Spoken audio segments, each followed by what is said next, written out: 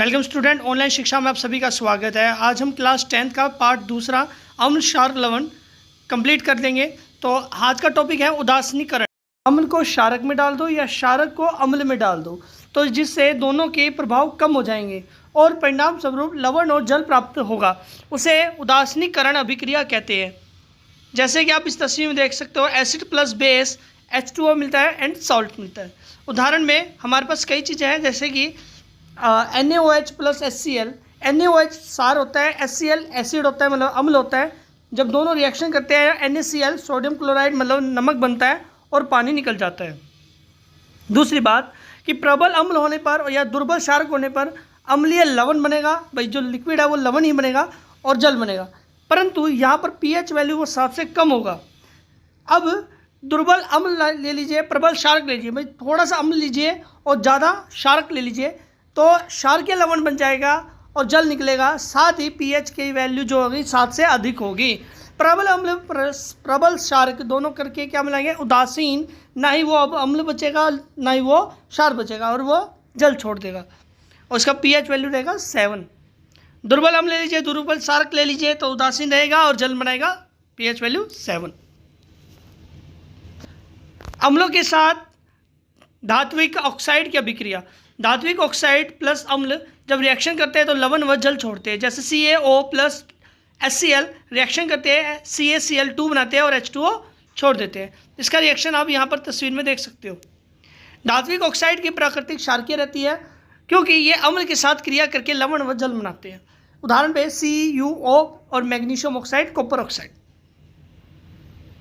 अम्ल और क्षारकों में समांतर कि दोनों के दोनों आयंस निकालते हैं। अम्ल तो H नेगेटिव आयंस निकालता है और क्षारक OH नेगेटिव आयंस उत्पन्न करता है। जलीय विलयन में अम्ल व क्षारक क्या होते हैं। जल में अव्वल अम्ल या क्षारक मिलने पर आयनीय सांद्रता मतलब H2H3O पॉजिटिव या OH नेगेटिव में प्रति इकाई आयतन में कमी हो जाती है। इस प्रक्रिया को तनुकरण कहते हैं। ये एवं अम्ल या क्षारक तनुकृत होते हैं। अम्ल तथा क्षार की प्रबलता। किसी क्षारक या अम्ल की प्रबलता उसके द्वारा उत्पन्न हाइड्रोजन आयन या OH नेगेटिव आयंस की संख्या पर निर्भर करती है। किसी अम्ल या क्षारक की प्रबलता हम एक सार्वभौमिक सूचक द्वारा प्राप्त कर सकते हैं। सार्वभौमिक सूचक अनेक सूचकों का मिश्रण होता है। यह सूचक किसी विलयन में हाइड्रोजन आयन की विभिन्न सांद्रता को विभिन्न रंगों में प्रदर्शित कर देता है। अगर मैं इसका कलर किसी में डालता हूँ और उसका कलर चेंज हो जाएगा, कभी रेड, कभी ऑरेंज, कभी ग्रीन, कभी ब्लू, तो उससे हमें पता चलता है कि इसका जो भी हम लिक्विड पीने लायक है या हम पी सकते हैं या नहीं पी सकते, तो उसका लिक्विड हमें पता चल जाता है कि इसका हाइड्रोजन आयन कितना है और ये क्या चीज़ है, अम्ल है, क्षारक है, क्या है। pH scale. किसी विलयन में उपस्थिति हाइड्रोजन आयन की सांद्रता ज्ञात करने के लिए एक स्केल विकसित किया गया है जिसे pH स्केल कहते हैं, जिसका वैल्यू रहता है 0 से लेके 14, मतलब 0 से लेके 14 तक। pH में P जो होता है वो पुषांश होता है, जिसका इंग्लिश अनुवाद है पोटेंज, जो जर्मनी शब्द से लिया गया है। इसका अर्थ होता है शक्ति। अगर pH का वैल्यू 7 होता है तो उदासीनीकरण रहता है। अगर pH का वैल्यू 7 से कम होता है तो वह अम्लीय कहलाता है। अगर वो pH का मान 7 से अधिक हुआ तो वह क्षारकीय कहलाता है। दैनिक जीवन में pH का क्या महत्व होता है। अगर मैं पहले बात करता हूँ, टॉपिक का है मैं पौधे एवं पशु pH के प्रति संवेदनशील होते हैं। तो यहाँ पर हम पहले अपने आप को लेते हैं कि हमारा जो शरीर होता है वो 7.0 से लेकर 7.8 pH प्रसार पर रेंज करता है।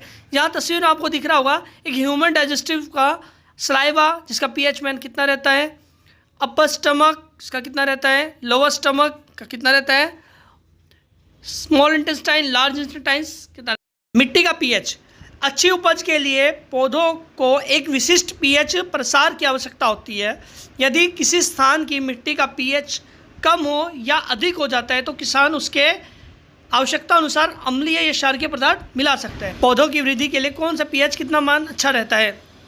लोह की उपस्थिति की क्षारकीय मिट्टी का समस्या 6.8 से 7.8 7 6.0 से 7.5 के लिए सर्वकार्य। अधिकांश पौधे कम मिट्टी, माइक्रोबियन गतिविधि और अधिकांश पौधों के लिए बहुत अच्छी एसिड ये आपके साथ पीएच वैल्यू यहाँ पर शेयर की गई, इसे अच्छे से याद कीजिए। हमारे पाचन तंत्र का भी पीएच मान होता है। हमारा उदर स्टमक हाइड्रोक्लोरिक अम्ल HCl उत्पन्न करता है जो भोजन के पाचन में सहायता करता है। हमारे द्वारा अधिक खाल जाने पर हमें एसिडिटी होती है या हमें ऐसा महसूस होगा कि जलन हो रही है हमारे शरीर के अंदर, तो यह हमारे शरीर के द्वारा अधिक उत्पन्न किया गया अम्ल के कारण होता है, जिससे हमारे पेट में दर्द या जलन का अनुभव होता है। इस दर्द से मुक्त करने के लिए एंटासिड जैसे क्षारकों का उपयोग किया जाता है जो अम्ल की अधिक मात्रा को उदासीन करता है, जैसे मिल्क ऑफ मैग्नीशियम। पीएच परिवर्तन के कारण दांत क्षय। मुंह में पीएच का मान 5.5 से कम होने पर दांतों का क्षय हो जाता है। जैसे कि आप चित्र में देखते हो, हमारे वाइट जो एमिनल होता है या हम दंत वल्क बोल सकते हो, वो धीरे धीरे ब्राउन कलर का या काले रंग का होने लग जाता है, जिससे सड़न हो जाती है हमारे दांतों में। दांतों का एनिमल दंतवल्य शैल्य कैल्शियम फॉस्फोरेट से बना होता है, जो कि शरीर का सबसे कठोर पदार्थ होता है। यह जल में नहीं घुलता, लेकिन मुंह का पीएच मान 5.5 से कम होने पर संशोधित हो जाता है। संस्क्रिय दंत मंजन का उपयोग करके अम्ल की अधिक्य मात्रा को उदासीन किया जा सकता है। पौधों व पशुओं द्वारा उत्पन्न रासायनिकों से आत्मरक्षा। मधुमक्खी का डंक एक अम्ल छोड़ता है, जिसके कारण दर्द व जलन का अनुभव होता है। डंक मारे गए अंग में बेकिंग सोडे के उपयोग से आराम मिलता है। तो यहाँ पर मैंने दो तरीके की मधुमक्खियों को दिखाया गया है। एक को हम मधुमक्खी कहते हैं, दूसरे को ततैया बोलते हैं। अगर मधुमक्खी का डंक हमें लगता है तो वह डंक अम्लीय होता है, जिसके कारण हमें जलन महसूस होती है। हमें उस पर प्रॉपर तरीके से बेकिंग सोडा लगा देने से हमें आराम मिल जाएगा। और ये ततैया जिसके डंक में क्षारकीय होता है, अगर हम इसमें सिरका लगा लेते हैं उस जगह पर जहाँ पर डंक काटा गया है, अगर वहाँ सिरका लगा लेते तो हमें तुरंत आराम मिल जाएगा। नेटल के डंक वाले बाल मेथनॉल अम्ल छोड़ते हैं, जिसके कारण जलन वाले दर्द का अनुभव होता है। इसका इलाज डंक वाले स्थान पर डॉक पौधे की पत्तियां रगड़ने से होता है। जैसे आप चित्र में देख सकते हो कि ये डंक वाला पौधा है और ये जहाँ पर जलन हुआ पाँव के ऊपर, तो वहाँ पर स्वेलिंग हो जाती है या फुंसियाँ या खारिश होती है, और हमें ये उसी के साथ में लगे हुए पौधे पत्तियाँ आती है, इसको रगड़ के इसका रस लगा लेते हो, हमें ठीक हो जाता है। अम्लीय वर्षा। वर्षा के जल का पीएच मान 5.6 से कम हो जाए तो अम्लीय वर्षा कहलाता है। ये नॉर्मल वर्षा होती है जो साधारण रूप से वाष्पित हो नीचे आ गई, परंतु वातावरण है अधिक दूषित होने के कारण वह एसिड रेन के रूप में हमारी धरती पर आता है, जो जल में गिरने से जीव जंतु को नुकसान देता है और भी अन्य पदार्थों से भी नुकसान हो जाता है। लवणों का पीएच। प्रबल अम्ल एवं प्रबल क्षारक के लवण पीएच का मान 7 होता है, जो उदासीन कहलाता है। ये हम पहले भी पढ़ चुके हैं। जबकि प्रबल अम्ल व दुर्बल क्षारक के लवण का पीएच मान 7 से कम होता है, जो अम्लीय कहलाता है। प्रबल क्षारक एवं दुर्बल अम्ल के लवण पीएच मान 7 से अधिक होने के कारण वह क्षारकीय हो जाता है। साधारण नमक से रसायन। अब नमक से हम कई चीज़ें बना सकते हैं, उसको ध्यान से सुनिए। सोडियम क्लोराइड को साधारण नमक कहा जाता है, जिसका इंग्लिश का अनुवाद है NaCl, जिसे हम भोजन में इस्तेमाल करते हैं। समुद्री जल से ये बनता है नमक, जो मोटे क्रिस्टल के होते हैं। रॉक सॉल्ट जो भूरे रंग के होते हैं, और ये कोयले की तरह निष्कासित किया जाता है, इसको ऐसे निकाला जाता है खान से। साधारण नमक का उपयोग करके हम रासायनिक का कच्चा पदार्थ बना सकते हैं।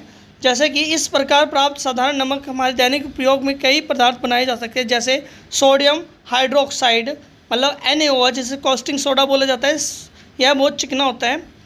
बेकिंग सोडा, ये हम खाने के रूप में भी उपयोग करते हैं, खाने को जल्दी पकाने में भी, खाने जैसे छोले हो गए, चने हो गए।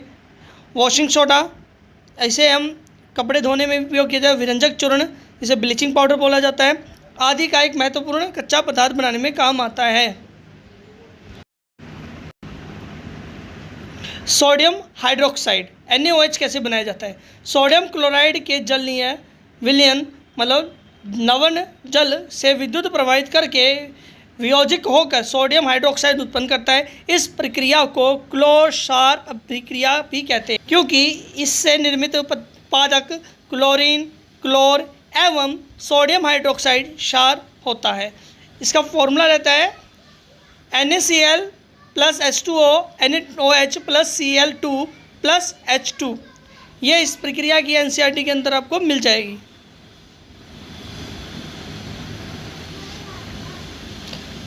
क्लोरीन गैस एनोड पर मुक्त होती है और हाइड्रोजन गैस कैथोड पर सोडियम हाइड्रोक्साइड विलयन का निर्माण होता है और इस प्रक्रिया से उत्पन्न हुई 3 उत्पादक उपयोगी है। विरंजक चूर्ण। शुष्क बुझे हुए चूने CaOH2 पर क्लोरीन की क्रिया से विरंजक चूर्ण का निर्माण होता है। CaOH2 plus Cl2 CaOCl2 plus H2O, ये इसकी रासायनिक अभिक्रिया से विरंजक चूर्ण का सूत्र तैयार होता है। विरंजक चूर्ण का उपयोग कहाँ कहाँ होता है? वस्त्र उद्योग में सूती व लिनेन के विरंजन के लिए, में लकड़ी के मज्जे के विरंजन के लिए, रासायनिक उद्योग में एक उपचायक के रूप में, पीने वाले जल को जीवाणु से मुक्त करने के रूप में इसका उपयोग किया जाता है। Baking soda. बेकिंग सोडा का उपयोग आमतौर पर रसोई घर में स्वादिष्ट खस्ता पकौड़े आदि बनाने के लिए किया जाता है। कभी कभी इसका उपयोग खाने को शीघ्रता से पकाने के लिए भी किया जाता है। इस यौगिक का रासायनिक नाम सोडियम हाइड्रोजन कार्बोनेट है, जिसका इंग्लिश अनुवाद है NaHCO3। इसको बनाने में सोडियम क्लोराइड का उपयोग एक मूल्य पदार्थ के रूप में किया जाता है। का उपयोग बेकिंग पाउडर बनाने में बेकिंग सोडा प्लस टार्ट्रिक अम्ल का मिश्रण होता है। इस अभिक्रिया में उत्पन्न कार्बन डाइऑक्साइड के कारण पाव रोटी या केक में खमीर उठ जाता है। इससे यह मुलायम व स्पंजी हो जाता है।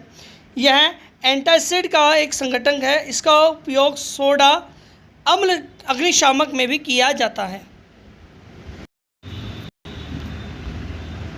धोने का soda Na2CO3 10H2O। Sodium carbonate के पूर्ण क्रिस्टलीकरण से धोने का सोडा प्राप्त होता है। यह एक क्षारकीय लवण है।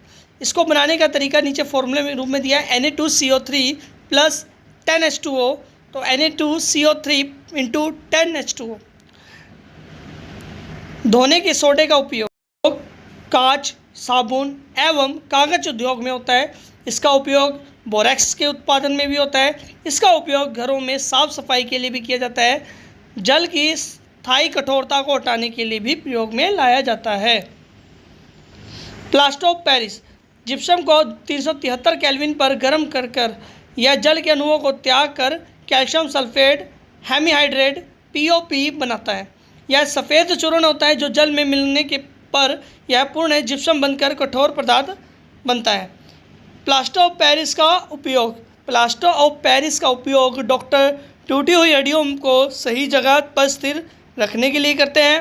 इसका उपयोग खिलौने बनाने, सजावट का सामान बनाने के लिए करते हैं। इसका उपयोग सतह को चिकना बनाने के लिए भी किया जाता है।